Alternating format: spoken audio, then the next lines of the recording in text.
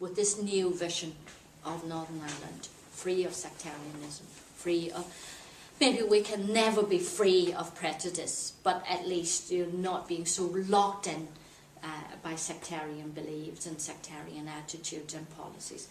We need government policies to change it, the will to change it, but we need a stable society. But you know, we're moving to that. So there needs to be big changes. A minister with the clout and determination and the commitment to say, forget about sectarian divide. We want shared housing, we want everybody in, so that it is the normal route to get into public housing, not for people to choose a Catholic area, Protestant area. Education. I know you are state school and mostly Protestant, and then we have Catholic school and integrated. You know, I think we need to have one set of schools. And then people can practice religion. I mean, coming from outside and not being a Christian, kind of thing. Do people not go to church on Sunday and practice religion? Why do we have to have religion so tied up with schools, with politics, with everything? It is important. And don't forget the costs of division in Northern Ireland are immense. The costs. It costs us £1.5 billion per year to maintain segregation in Northern Ireland. Яг бие даасан техник мэргэжлийн сургууль байгуулчаад тэдний нэгтлэн хийжээс учраас бол өөрөө сургууль дээрээ одоо ерөнхийдөө байдал ямар болох нэ гэдгийг ажаад ингээд байжээс л ардчсан холбоо гэж байгуулагдж ирсэн. Тэгтэл Улаанбаатар хотод 90 оны 2 сарын 10-ны өдөр бол шинэ дэвшилт холбоо байгуулагдсан.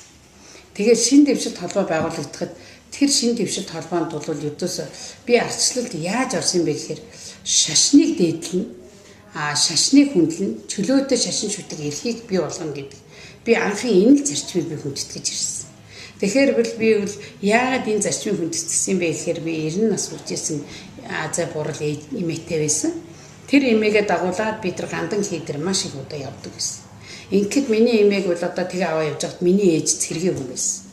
Нэг удаа тэр ээжийг аваад явах эрх байдаггүй.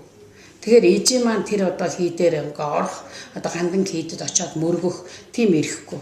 Гэтэл миний эмээ ээж бол одоо маш тийм мондог номтой тийм хүн байсан учраас тэр хүнийг чөлөөтэй л авч явуулдаг хүн би ганцаараа байсан. Тэгэхээр намайг дагуулад их явдаг байсан. Тэгээ би яагаад энэ шашныг хүндлээд миний ээж хүртэл энэ яагаад бурхан шашинд ороод мөргөх эрх байдгүй юм бол та гэж дандаа бодож явдаг байсан байхгүй. Тэгээд би тэр шинэ дэвшилт холбоо бол анхан тэр шашин одоо шашнаа хүндэлж одоо дээдлж одоо ирнэ шашин чөлөөтэй болно хүн бүхэн шашин шүтэх хэрэгтэй гэдэг энийг юу багт нь би үл одоо үнэхээр за энэ л холбоонд би илсгээсэн гэж ингэж бодож орж ирсэн. I think in particular the church has to be a lobbyist for the poor. You know, the state don't care about poor people. Corporate America doesn't care about poor people. So everybody in Washington, D.C., every organization has a lobbyist for poor people. Who's supposed to be the lobbyist for poor people? The church.